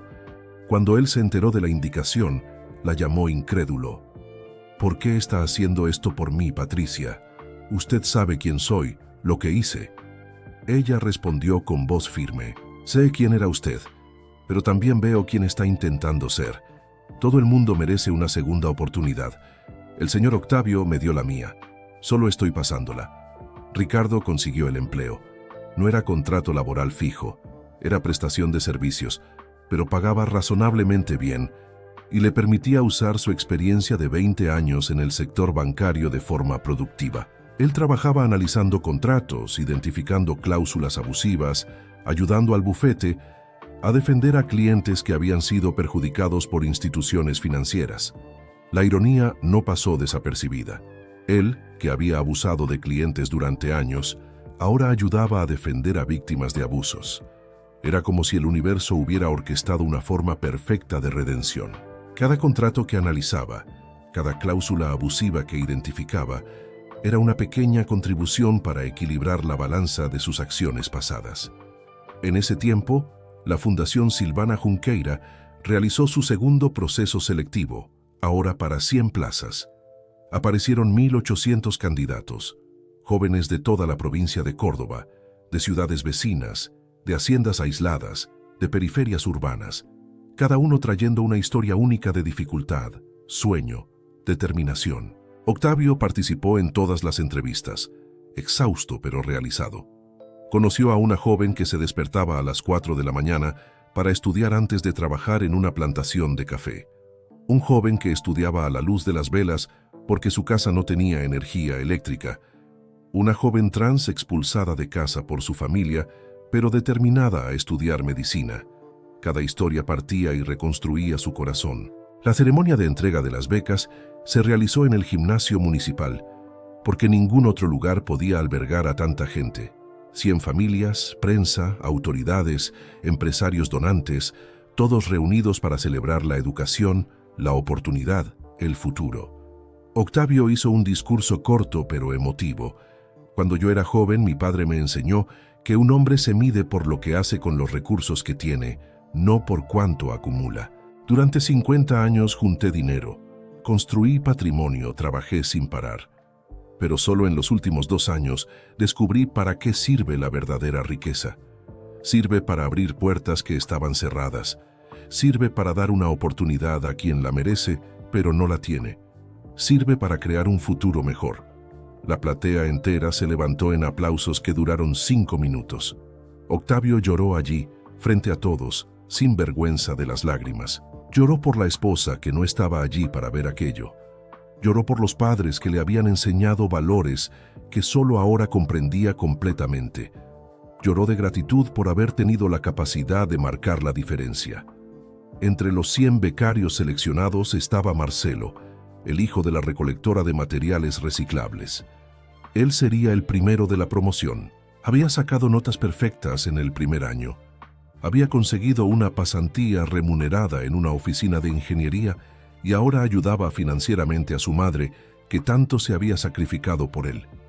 Su historia sería la portada de la revista que la fundación lanzaría meses después. Pero también fue seleccionado un joven llamado Vinicius, hijo de un pequeño comerciante que había sido humillado en una sucursal bancaria un año antes por un gerente que lo trató como a un mendigo cuando quiso abrir una cuenta para su padre. Cuando Vinicius contó su historia en la entrevista, Octavio vio un reflejo de su propia experiencia y supo que aquel joven merecía la beca. Los meses siguientes fueron de intensa actividad. La fundación abrió su propia sede en un edificio comercial en el centro de Córdoba, Argentina. Contrató un equipo permanente, coordinador pedagógico, psicóloga, asistente social, equipo administrativo. Ya no era un proyecto pequeño gestionado voluntariamente, era una institución seria y estructurada.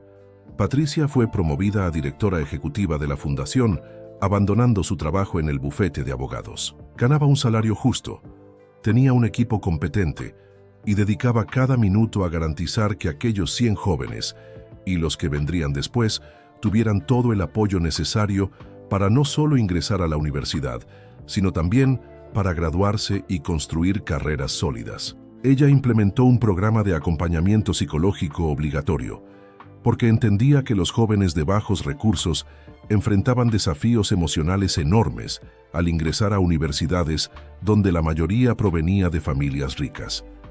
Síndrome del impostor, sensación de no pertenecer, presión para probar su valía constantemente.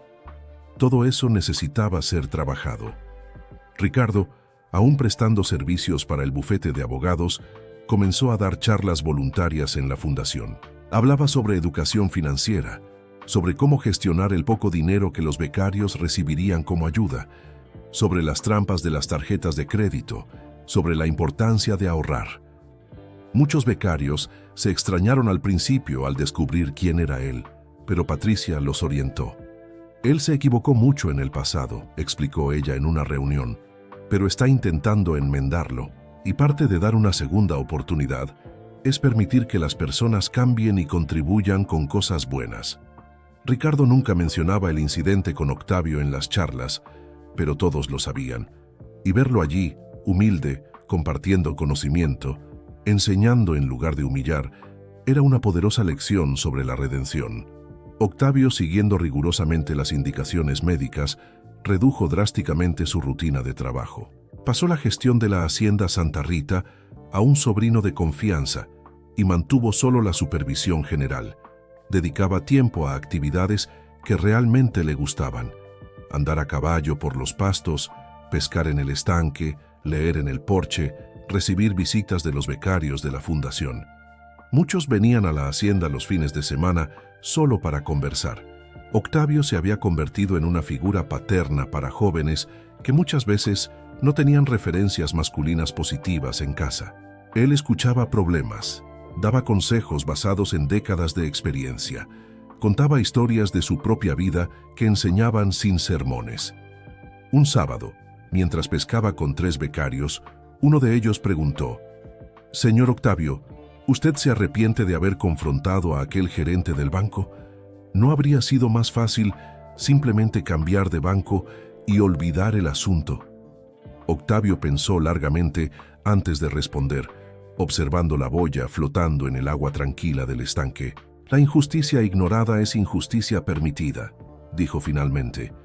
«Si yo solo hubiera cambiado de banco, aquel hombre seguiría humillando a otras personas.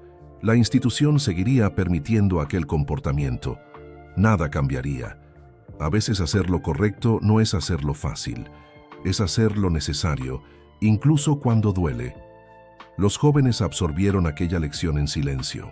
Uno de ellos, Felipe, hijo de una empleada doméstica, contó que la semana anterior un guardia de seguridad lo había seguido en un centro comercial por usar ropa sencilla.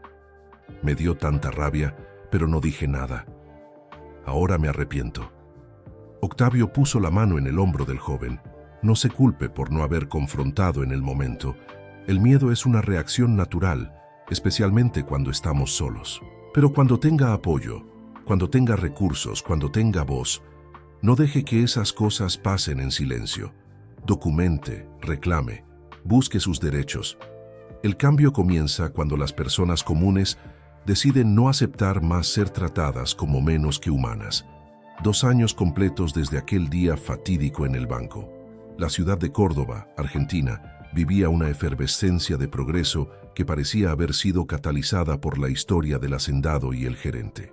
La ley Octavio Junqueira estaba en vigor, y 10 establecimientos comerciales ya habían sido multados por prácticas discriminatorias. El cambio no era completo, pero era real y medible. La Fundación Silvana Junqueira atendía ahora a 300 becarios activos, distribuidos en diversas universidades de la región. Octavio, con 73 años, participaba menos en las actividades diarias, pero seguía presente en momentos importantes. Fiestas de graduación, ceremonias de selección de nuevos becarios, reuniones estratégicas sobre el futuro de la fundación. Patricia estaba a punto de graduarse en Derecho. Sería la primera promoción de becarios de la fundación en completar la carrera universitaria. La ceremonia de graduación sería en 3 semanas, y ella ya tenía un empleo garantizado en el bufete de Natalia como abogada junior. Su sueño era algún día abrir un núcleo de asistencia jurídica gratuita para personas de bajos recursos, y estaba trabajando en ese proyecto. Ricardo seguía prestando servicios para el bufete de abogados, ahora con un contrato fijo que garantizaba cierta estabilidad. La vida financiera de la familia se había estabilizado en un nivel modesto pero digno. Los hijos estaban felices en la escuela pública, habían hecho amigos, participaban en actividades. Él había descubierto que educar no era pagar matrículas caras, sino estar presente, acompañar, valorar. Su relación con la esposa se había transformado en un compañerismo verdadero. Ella admiraba el esfuerzo que él hacía diariamente para ser una mejor persona, y él estaba agradecido por la paciencia de ella durante el proceso de cambio. No era un matrimonio perfecto, pero era honesto, basado en el respeto mutuo y la construcción conjunta. Él continuaba dando charlas voluntarias en la fundación, ahora también sobre ética profesional y las consecuencias de las malas decisiones. Nunca escondía quién había sido, al contrario, usaba su propio ejemplo como lección. Contaba abiertamente sobre la arrogancia, sobre las humillaciones que había practicado, sobre la dolorosa caída y el lento proceso de reconstrucción. Los jóvenes escuchaban fascinados. Para muchos, ver a un adulto admitiendo errores tan graves y trabajando activamente para corregirlos era una experiencia nueva. Padres, profesores, figuras de autoridad rara vez mostraban esa vulnerabilidad. Ricardo se había convertido en un ejemplo vivo de que el cambio era posible, pero también de que tenía un precio alto y exigía un esfuerzo constante. Un día, después de una charla particularmente emotiva donde Ricardo lloró hablando sobre arrepentimientos, un becario llamado Jorge lo buscó. «Señor Ricardo, mi padre es exactamente como usted era. Arrogante, cruel con las personas más pobres, siempre creyendo que es mejor que todo el mundo. Él cambiará algún día». Ricardo pensó cuidadosamente antes de responder. El cambio solo ocurre cuando la persona decide que el dolor de seguir siendo quien es mayor que el dolor de cambiar. Su padre solo cambiará si la vida le enseña una lección tan dolorosa que no tenga elección. Usted no puede cambiarlo. Solo puede decidir no ser como él. Jorge asintió comprendiendo, con lágrimas en los ojos. Mientras tanto, Octavio hacía preparativos para garantizar la continuidad de la fundación después de su inevitable muerte. Había creado un consejo directivo compuesto por 7 personas de confianza: Natalia, Patricia, 2 empresarios locales serios y éticos, una profesora universitaria, un exbecario ya graduado y el párroco de la iglesia a la que él asistía. El patrimonio de la fundación estaba jurídicamente blindado. Nadie podría desviar recursos, alterar su misión o disolver la institución. Los rendimientos de los 42 millones invertidos garantizarían becas por generaciones. Incluso si la economía entrara en una crisis severa, había una reserva de seguridad que mantendría el programa funcionando durante al menos 10 años sin nuevas aportaciones. Octavio también finalizó su testamento. La hacienda Santa Rita sería dividida. La mitad se convertiría en la sede de un campus de la fundación donde los becarios podrían hacer cursos de vacaciones, retiros de estudio, actividades de integración. La otra mitad sería vendida y el valor donado a 3 instituciones: el hospital de la ciudad, el asilo municipal y el orfanato. Sus bienes personales, pocos como eran, serían distribuidos entre los empleados que trabajaron años en la hacienda. El coche viejo sería para el encargado, los muebles serían para los empleados que los quisieran, la ropa y los objetos personales serían donados. No quería dejar nada acumulando polvo, quería que todo tuviera utilidad para alguien. La única cosa que pidió que fuera enterrada con él era la foto de Silvana que guardaba en su cartera, aquella misma que había tocado el día de la humillación en el banco y que le había dado fuerza para luchar. Quería que ella estuviera con él eternamente, así como había estado durante 50 años de matrimonio y 5 años de añoranza. Una tarde de sábado, Octavio reunió al consejo directivo de la fundación en la hacienda para cenar. Todos sentados alrededor de la mesa grande de la cocina, comiendo comida sencilla pero sabrosa que la cocinera había preparado. Él levantó una copa de vino y brindó. Por esta mesa, por estas personas que creyeron en un viejo testarudo. Por Silvana, que me enseñó que la riqueza es lo que haces por los demás, no lo que acumulas para ti. Por todos los jóvenes que esta fundación ya ayudó y ayudará. Y por las segundas oportunidades, tanto las que recibí como las que pude dar. Todos brindaron emocionados. Después de cenar, Patricia pidió permiso para hacer un anuncio. «Estoy embarazada». Ella y su prometido, también becario de la fundación que conoció en la universidad, esperaban su primer hijo. Será una niña. La llamaré Silvana, si el señor Octavio lo permite. Él se levantó de la silla, caminó hasta Patricia y la abrazó con fuerza, llorando. «Es el mayor honor que podrías darme», logró decir entre sollozos. «Mi Silvana viviría feliz sabiendo que su nombre será llevado por una niña nacida de toda esta historia». Patricia también lloraba. «Quiero que ella crezca escuchando sobre la mujer que dio nombre a la fundación que cambió mi vida. Quiero que sepa que la bondad es el legado más importante». Los meses siguientes trajeron más transformaciones. Marcelo, el hijo de la recolectora de materiales reciclables que fue el primer becario, se graduó en ingeniería con honores académicos. Consiguió un empleo en una empresa multinacional, con un salario que le permitió comprar una casa para su madre, sacarla de la recolección de basura, darle la vida digna que ella siempre mereció, pero nunca tuvo. El día de la graduación, Marcelo hizo un discurso como representante de la promoción.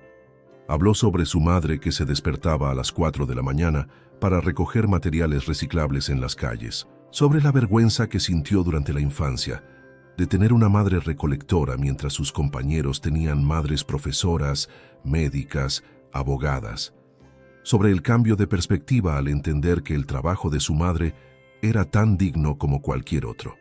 Y habló sobre Octavio.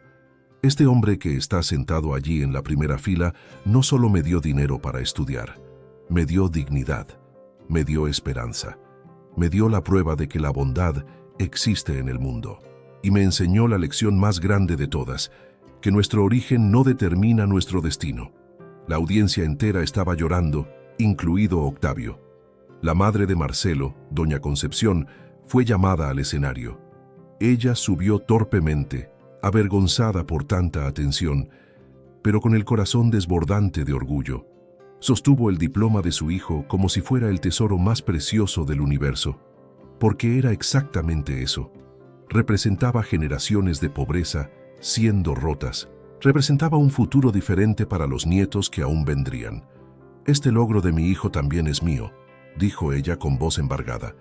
«Cada lata que recogí, cada bolsa que cargué, cada madrugada que me desperté con frío, todo valió la pena para este momento, y nada de esto sería posible sin el señor Octavio».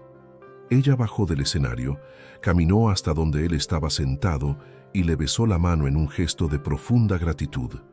Octavio estaba completamente destruido emocionalmente. Nunca imaginó que la decisión de confrontar la humillación en aquel banco llevaría a todo aquello, que su dolor se transformaría en esperanza para cientos de personas, que su dinero, guardado durante 50 años, encontraría un propósito tan hermoso.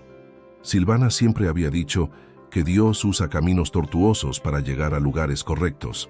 Ahora él lo entendía completamente. Después de la graduación, hubo una confraternización en la hacienda. Cientos de personas, becarios, familiares, profesores, socios de la fundación. Octavio circulaba conversando con todos, cansado pero feliz de una manera que no sentía desde hacía años. Cada apretón de manos, cada abrazo, cada agradecimiento eran combustible para su alma cansada pero realizada. Ricardo asistió a la fiesta trayendo a su esposa e hijos. Muchos aún lo miraban con recelo, conocían su historia, sabían de sus errores, pero él no se escondió.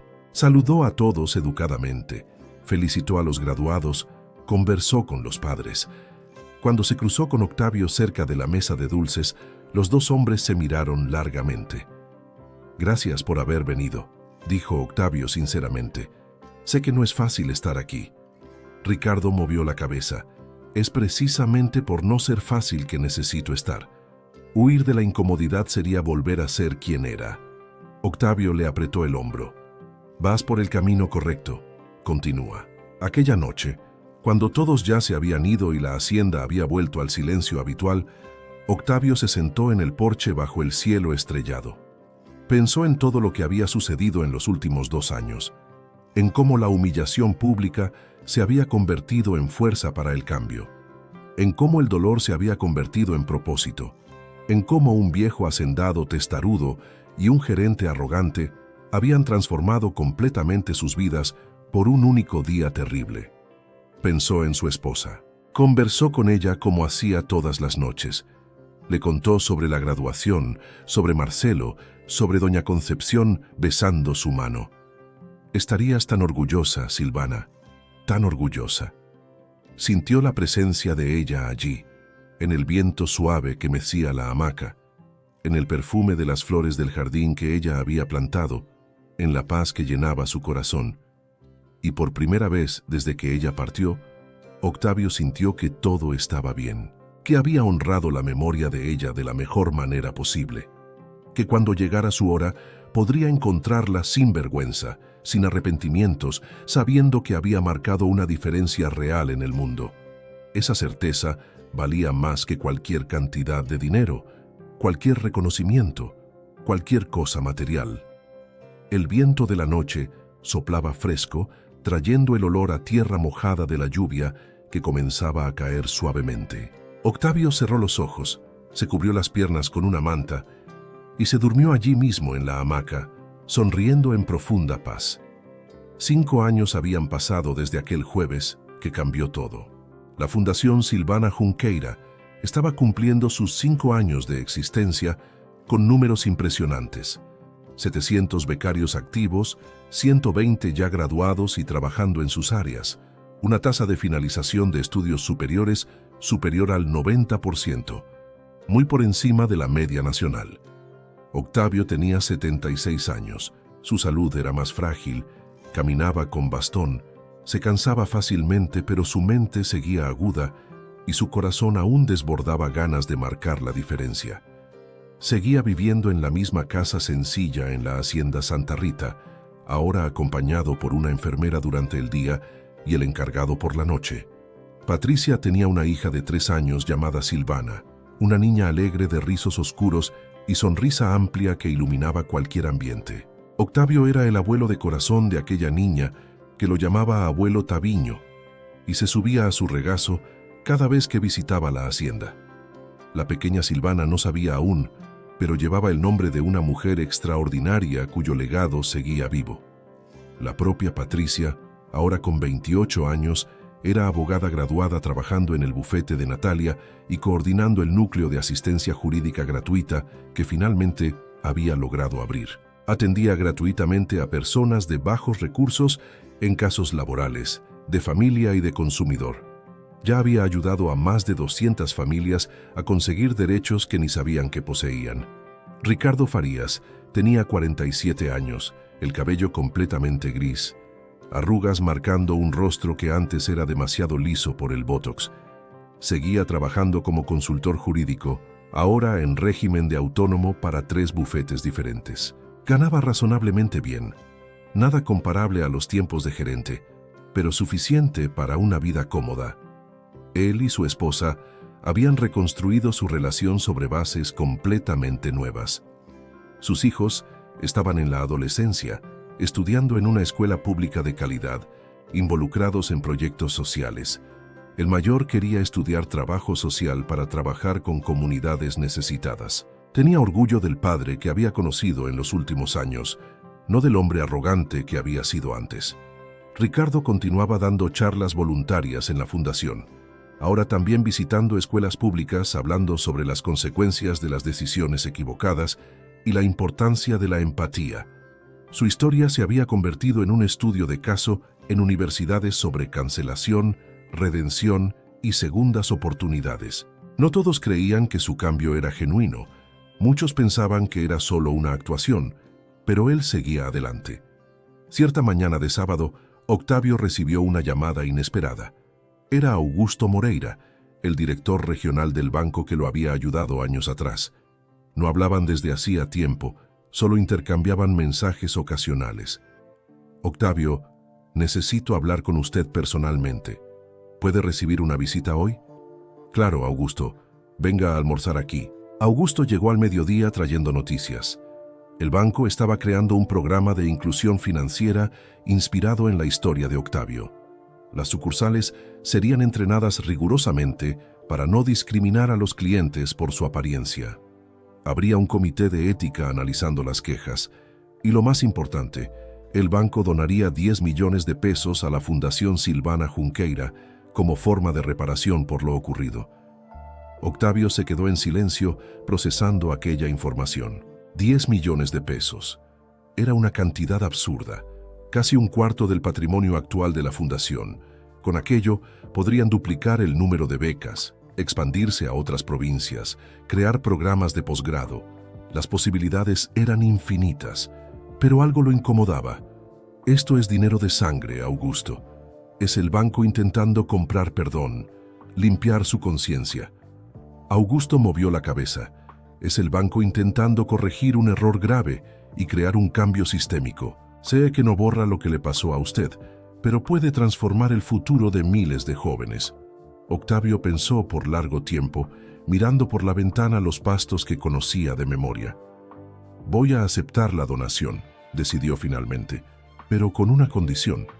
El banco necesita implementar de verdad el programa de inclusión financiera. No puede ser solo propaganda. Necesita ser un cambio real, fiscalizado, con consecuencias para quien discrimine. Augusto le extendió la mano. Tiene mi palabra. La noticia de la donación salió en la prensa nacional. Banco dona 10 millones a fundación creada por cliente humillado en sucursal. La repercusión fue enorme. Otros bancos anunciaron programas similares de combate a la discriminación. Empresas minoristas crearon entrenamientos sobre atención respetuosa. Una ola de cambio barría el sector de servicios. Claro que no todo era perfecto. La discriminación no terminó de la noche a la mañana. Las personas seguían siendo juzgadas por su apariencia, por su clase social, por el color de su piel. Pero había mayor conciencia, más herramientas de denuncia, más consecuencias reales, y cada pequeña victoria importaba. Marcelo, el ingeniero hijo de la recolectora de materiales reciclables, ahora con 27 años, estaba desarrollando un proyecto social propio. Usaba parte de su salario para financiar un curso técnico gratuito en construcción civil para jóvenes de comunidades necesitadas. Quería dar a otros la oportunidad que había recibido. El ciclo de bondad continuaba multiplicándose. 3 meses después de la donación del banco, la Fundación Silvana Junqueira inauguró una nueva y más grande sede, un edificio de 3 pisos con aulas, biblioteca, laboratorio de informática, espacio de convivencia, oficinas administrativas. Era un campus completo, donde los becarios podían estudiar, hacer cursos complementarios, recibir apoyo. La ceremonia de inauguración reunió a más de 1000 personas, políticos, empresarios, exbecarios, becarios actuales, familias, prensa. Patricia dirigió el evento con maestría, presentando los resultados de los 5 años, mostrando videos emocionantes de historias de transformación, anunciando planes de expansión. Cuando Octavio subió al escenario para discursar, la multitud se levantó de pie aplaudiendo durante 5 minutos. Él esperó pacientemente, apoyado en su bastón, emocionado con tanta demostración de cariño. Cuando finalmente consiguió hablar, su voz estaba embargada. Nunca imaginé que un día malo se convertiría en todo esto. Cuando fui humillado en aquel banco hace 5 años, sentí ganas de rendirme, de simplemente irme y olvidar. Pero mi difunta esposa siempre decía que la paz sin dignidad no es paz, es miedo. Entonces decidí luchar, no por venganza, sino por justicia. No solo para mí, sino para todos los que alguna vez fueron juzgados injustamente. Hizo una pausa bebiendo agua, recuperando el aliento. Lo que aprendí en estos años es que el dinero por sí solo no cambia nada. Lo que cambia es el propósito. Es tener claridad de lo que quieres dejar en el mundo. Yo tenía millones guardados, pero solo encontré la verdadera riqueza cuando comencé a compartir. Cada joven que esta fundación ayuda es una semilla de un futuro mejor. Y ustedes, becarios, tienen la responsabilidad de hacer que esto continúe. La platea escuchaba en silencio religioso. Cuando tengan éxito, cuando obtengan sus diplomas, sus empleos, su estabilidad, recuerden de dónde vienen. Ayuden a la próxima generación como fueron ayudados, ya sea con dinero, con mentoría, con ejemplo, porque el legado no es lo que dejamos para las personas, es lo que dejamos en las personas. Los aplausos estallaron nuevamente, aún más intensos. Octavio bajó del escenario auxiliado por Patricia, quien sostenía su brazo con cariño de hija. «Abuelo Taviño, ¿estás bien?», preguntó la pequeña Silvana tirando de su pantalón. Él se agachó con dificultad y besó la frente de la niña. «Estoy muy bien, mi flor. Nunca estuve mejor». Después de la ceremonia, hubo un almuerzo festivo en los jardines de la nueva sede. Octavio circuló conversando con todos los que quisieron saludarlo, tomar fotos, agradecer. Cada interacción lo cansaba un poco más, pero él no rechazaba a nadie. Sabía que aquellos momentos eran preciosos, que quizás no habría muchos más por delante. Ricardo estaba allí con su familia. Se acercó a Octavio al final de la tarde, cuando la mayoría de los invitados ya se había ido. Los dos hombres se sentaron en un banco de jardín observando el movimiento de limpieza post-evento. Permanecieron en silencio por unos minutos, solo compartiendo la presencia. «Me salvaste», dijo Ricardo finalmente. Octavio se giró sorprendido. «Yo no te salvé, solo no dejé que siguieras hiriendo a las personas». Ricardo movió la cabeza. «Fue más que eso. Me diste un espejo para ver quién era realmente. Me diste las consecuencias que necesitaba enfrentar. Me diste, sin saberlo, la motivación para cambiar. Si hubieras aceptado mis disculpas y seguido adelante ese día, yo jamás habría cambiado de verdad». Octavio pensó en aquello. A veces la mayor gentileza no es perdonar sin consecuencias, sino permitir que la persona enfrente el resultado de sus acciones y aprenda de ello. Ricardo estuvo de acuerdo. «Durante años te odié. Creía que habías destruido mi vida injustamente. Solo después entendí que tú solo revelaste la destrucción que yo mismo estaba causando. La rabia que sentía era la mía reflejada en ti».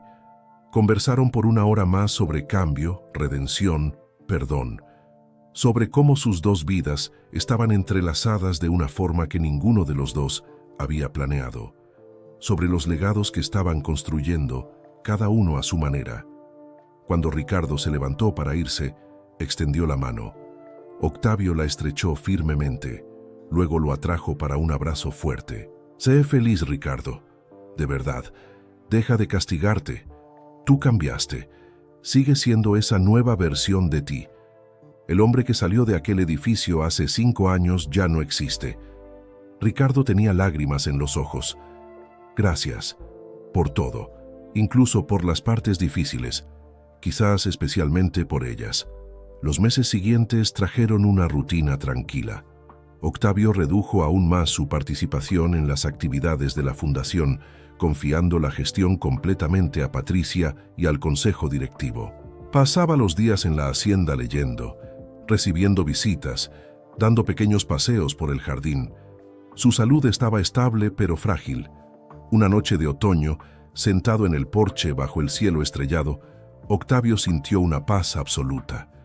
Miró la foto de Silvana que siempre llevaba consigo, conversó con ella como hacía todas las noches. «Creo que cumplí mi propósito aquí, vieja. Hice lo que siempre dijiste que el dinero debería servir, para ayudar a las personas, para crear un futuro mejor. Estoy cansado ahora, listo para descansar». Aquella madrugada Octavio se durmió en la hamaca y no despertó más. Su corazón simplemente se detuvo, sin dolor, sin agonía, solo paz. Fue encontrado por la enfermera a las 6 de la mañana, la foto de Silvana aún sujeta en una de sus manos, una suave sonrisa en su rostro. Tenía 76 años, una vida plena, un legado extraordinario. La noticia de la partida de Octavio se extendió rápidamente. El velatorio se realizó en la hacienda Santa Rita, como él había pedido en su testamento. Miles de personas asistieron, exbecarios, becarios actuales, empleados, amigos, personas a las que había ayudado a lo largo de su vida. La fila para despedirse duró todo el día. Patricia discursó en el funeral con la pequeña Silvana en brazos. «Este hombre me dio todo, educación, oportunidad, un ejemplo de cómo vivir con dignidad. No era perfecto, pero era genuino. No era un santo, pero era bondadoso. Y enseñó a cientos de jóvenes que el origen no determina el destino, que la bondad es fuerza, que el dinero solo tiene valor cuando sirve a un propósito mayor que la acumulación. El entierro fue sencillo, como él había pedido. Un ataúd de madera sin lujos, flores del propio jardín de la hacienda, una ceremonia rápida. Fue enterrado junto a Silvana en el pequeño cementerio de la comunidad rural, bajo un árbol antiguo, donde los dos solían sentarse a conversar. La foto que él sostenía cuando se durmió fue colocada dentro del ataúd, cumpliendo su último deseo. Ricardo asistió al funeral con toda su familia. Se quedó en la parte de atrás sin querer llamar la atención, pero necesitando estar presente. Cuando llegó su turno de ver el cuerpo, permaneció parado por largos minutos, mirando el rostro sereno del hombre que había cambiado su vida completamente. «Gracias», susurró. «Descanse en paz». Semanas después del funeral, se leyó el testamento. Todo según lo planeado. La mitad de la hacienda Santa Rita se convirtió en campus de la fundación. La otra mitad fue vendida y los recursos donados al hospital, asilo y orfanato. Los bienes personales distribuidos entre los empleados. Todo limpio, justo, pensado para seguir marcando la diferencia. Pero hubo una sorpresa final. Octavio había dejado una carta para Ricardo, entregada por Natalia personalmente. En ella, escrita con letra temblorosa pero firme, decía: «Ricardo, si estás leyendo esto, he partido. Quiero que sepas que te perdoné completamente. Vi tu cambio, tu lucha por ser mejor, tu esfuerzo genuino de redención. Eso me dio esperanza en la humanidad. Sigue enseñando que las personas pueden cambiar. Tu ejemplo es tan importante como el mío. La vida se trata de segundas oportunidades. Tú recibiste la tuya y la estás haciendo valer. Orgulloso de ti». Ricardo leyó aquella carta 12 veces seguidas, llorando en cada una. La guardó como el tesoro más precioso, leyéndola siempre que necesitaba fuerzas para continuar. Aquellas palabras de perdón y reconocimiento venidas del hombre que él había humillado eran un regalo inmerecido pero profundamente necesario. La Fundación Silvana Junqueira siguió creciendo. Un año después de la muerte de Octavio, atendía a 1.200 becarios en 4 provincias diferentes.